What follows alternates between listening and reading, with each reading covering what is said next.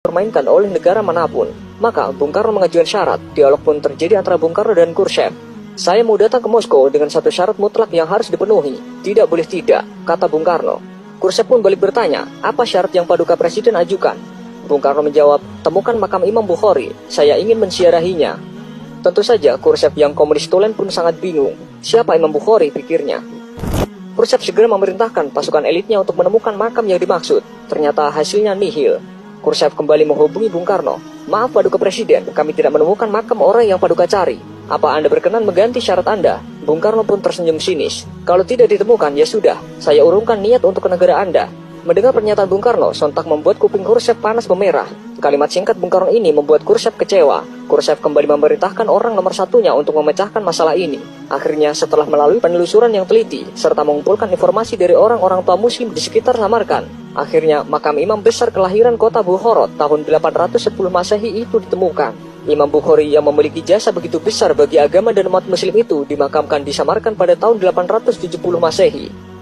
Makamnya ditemukan dalam kondisi rusak tak terawat, berada di ladang kapas yang jauh dari jangkauan masyarakat. Namun betapa kagetnya Soekarno ketika mendapatkan berita bahwa makam itu dalam kondisi yang tidak layak. Khrushchev pun meminta agar makam itu dibersihkan dan dipugar sebaik mungkin. Selesai renovasi, Khrushchev kembali menghubungi Bung Karno. Intinya, misi pencarian makam Imam Bukhari telah berhasil.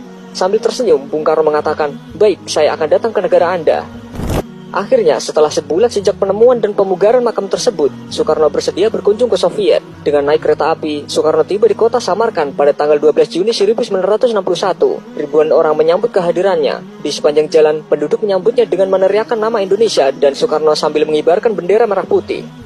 Sehari sebelumnya, puluhan ribu orang juga menyambut kehadiran pemimpin besar revolusi Indonesia ini di kota Tashkent, ibu kota Uzbekistan. Indonesia adalah satu-satunya negara yang hingga kini sangat dihormati oleh penduduk Uzbekistan dan Samarkand khususnya.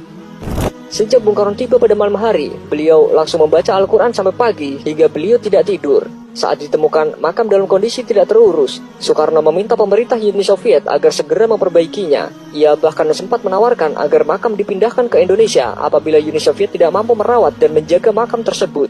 Dengan emas seberat makam Imam Bukhari akan diberikan sebagai gantinya.